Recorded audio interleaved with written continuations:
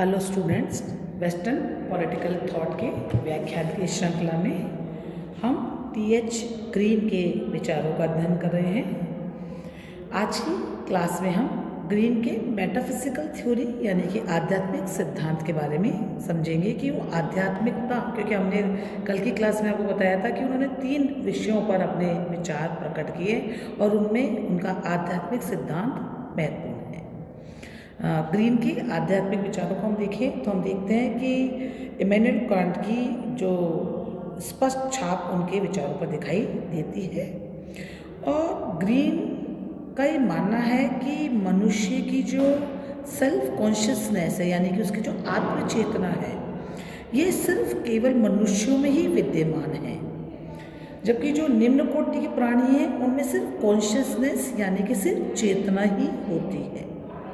सिर्फ संसार में मनुष्य ही ऐसा प्राणी है जिसमें विचार शक्ति होती है। वह सोचने और अनुभव करने के सब बातों को जानता है और उसको ये भी मालूम होता है कि वह क्या सोच रहा है और क्या अनुभव कर रहा है। जबकि निम्न कोटि के प्राणी जिनमें सिर्फ चेतना होती है, वो सुख दुख भूख प्यास तो अनुभव करते हैं और इन बातों की पूर्ति होने की प्रतिक्रिया भी देते हैं, लेकिन वे इस बात से बिल्कुल अपरिचित रहते हैं कि वो खुश हैं या उनको कोई बात दुख दे रही है। तो ये ग्रीन यहाँ पे मान रहे हैं कि सिर्फ उन मनुष्य जाति में ही ऐसी आत्मचेतना की अनुभव होता है उनको कि जब वो दूसरों के अनुभवों और विचारों को अपने अनुभवों और अपने विचारों से संयुक्त करते हैं, क्योंकि मनुष्य की जो सेल्फ कॉन्शियसनेस है उस यानी उसकी जो आत्मा है, वो चेतना से की क्षणिक स्थितियों से उसको मिलाया नहीं जा सकता। यहाँ भी महत्वपूर्ण है कि ग्रीन का ये मानना है कि संसार में ये संसार और आत्मा एक ही तत्व है।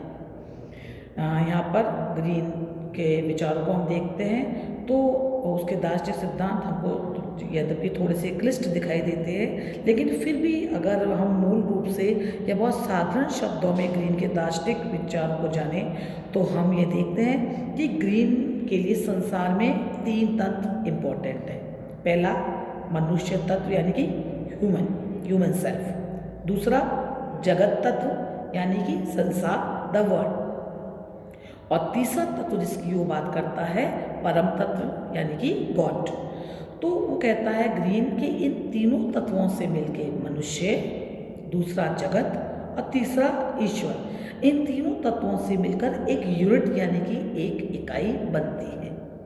और इस जो इकाई का संबंध है ये आपस में सावयव होता है, यानी कि एक दूसरे से जुड़ा हुआ होता है। ग्रीन का ही मानना है कि प्रत्येक मनुष्य में, जैसा कि उन्होंने पहले बताया, एक सेल्फ कॉन्शियसनेस होती है और उसके अंदर जो ये शाश्वत चेतना है, यह विश्वास ही उसे राजनीतिक और नैतिक विचारों का जन्मदाता बनाता है, क्योंकि मनुष्य में अपनी बुद्धि होती है, चेतना होती है और इसके साथ वो विश्व चेतना के साथ मिलकर के कार्य करती है, क्योंकि मनुष्य अपनी चेतना के साथ साथ दैवीय तत्वों का साक्षात्कार करना चाहता है। उसके बारे में भी यानी कि जो परम तत्व है ईश्वर के बारे में जानना चाहता है, और इन दोनों का मिश्रण ही मनुष्य को उसकी एक परम गति की ओर या उसके परम सुख की ओर लेकर के जाता है। ग्रीन का ये मानना है कि मनुष्य स्वतंत्र शाश्वत जो चेतना पूरी दुनिया में प्रवाहित हो रही है या जो परम शक्ति है उसका एक अंश है, इसलिए वह स्वतंत्र है। शाश्वत चेतना के कारण ही मनुष्य सामाजिक कल्याण की ओर अग्रसर होता है, और क्योंकि ये जो चेतना उसके अंदर होती है जिसके अंदर वो दूसरों के सुख दुख को समझता है, परहित सामाजिक कल्याण की भावना उसके अंदर जागृत होती है। यहाँ ये भी इम्पोर्टेंट है कि मनुष्य को अपने प्रति भी जागरूक रहना चाहिए, उसके भी अपने प्रति भी कल्याण है, उसका जीवन का यह भी लक्ष्य है कि वो अपना कल्याण करे। लेकिन यहाँ पे ग्रीन ये बताता है कि मनुष्य के अपने कल्याण में ही समाज का कल्याण निहित होता है। यहाँ पे उसके इस दार्शनिक विचार से राज्य के संबंध में जो ग्रीन के विचार हैं यहाँ हम उनको जोड़ करके देख सकते हैं। इसलिए ग्रीन के लिए राज्य साध्य न होकर के साधन है, जबकि उनके जो हीगल के विचार जब हम देखते हैं उनके लिए राज्य स्वयं में एक साध्य है। तो ग्रीन ने व्यक्ति के मूल्य को स्वीकार करते हुए राज्य को उद्देश्य व्यक्ति का विकास माना है।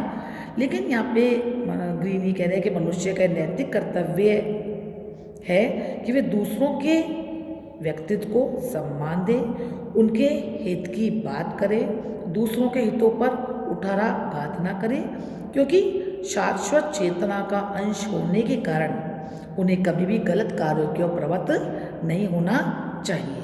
इसलिए जरूरी है कि उनके अंदर भ्रातृत्व की, समता की, स्वतंत्रता की बात हो, अच्छे विचार हो। और इन्हीं विचारों से प्रभावित होकर के ग्रीन ने राज्य के कार्यों के नकारात्मक जो उसका दृष्टिकोण है उसको भी स्वीकार किया है। वह कहता है कि राज्य मनुष्य के नैतिक जीवन के मार्ग में आने वाली बाधाओं को दूर करता है और अरस्तु की भांति उसे श्रेष्ठ कार्यों के लिए अवसर भी प्रदान करता है।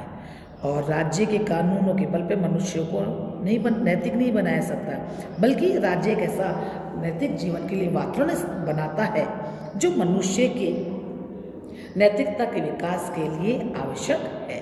तो राज्य का लिए आवश्यक है कि वे ऐसी अवस्थाएं उत्पन्न करें जिसके अंतर्गत नागरिक अपने नैतिक विकास की ओर अग्रसर हो सके। तो हम ये देखते हैं कि ग्रीन के उपयुक्त जो भी हमने आध्यात्मिक विचार दे रहे हैं, यहाँ वे राज्य को व्यक्ति के लिए आवश्यक मानता है, क्योंकि उसका ये मानना है कि व्यक्ति अपने उच्च नैतिकता के स्तर को राज्य के बिना प्राप्त नहीं कर सकता। और यहाँ हम देखते हैं कि वह राज्य को अन्य सभी संस्थाओं में श्रेष्ठ मान रहा है।